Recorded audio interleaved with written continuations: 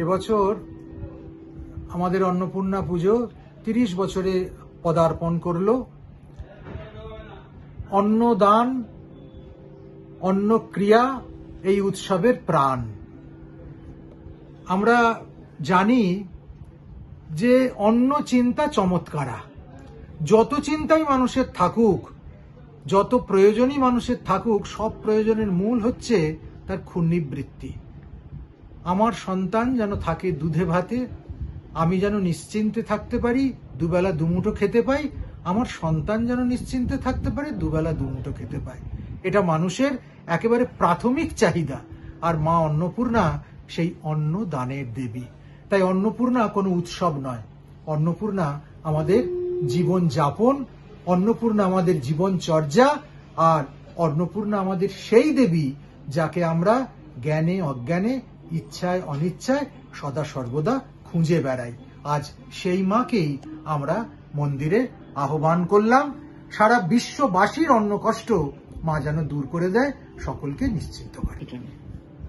রামনবমী ভারতবর্ষের সনাতনীদের অস্মিতার উৎসব। ভগবান শ্রীরামকে আমরা 500 বছর পর তার যোগ্য মর্যাদায় ফিরিয়ে দিতে পেরেছি। অযোধ্যায় ভব্য রাম মন্দির নির্মাণের মধ্য দিয়ে তার যথাযথ প্রতিষ্ঠা হয়েছে।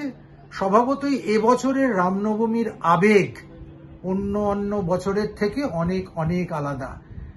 দীর্ঘ কয়েকশো বছরের যে গ্লানি ছিল, যে ন্যূনতা ছিল, যে মন খারাপ করা ছিল, মুখ লুকোনো ছিল, সেখান থেকে আজকে উৎসবের আনন্দে প্রভুর পায়ের কাছে পরম ভক্ত হয়ে বসে থাকার যে আনন্দ, সেই আনন্দ নিয়ে এবারের রামনবমী আমরা সবাই পালন করব।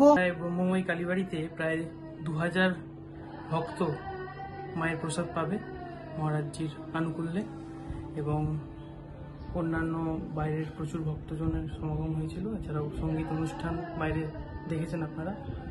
মায়ের পুজো সম্পূর্ণ হয়েছে।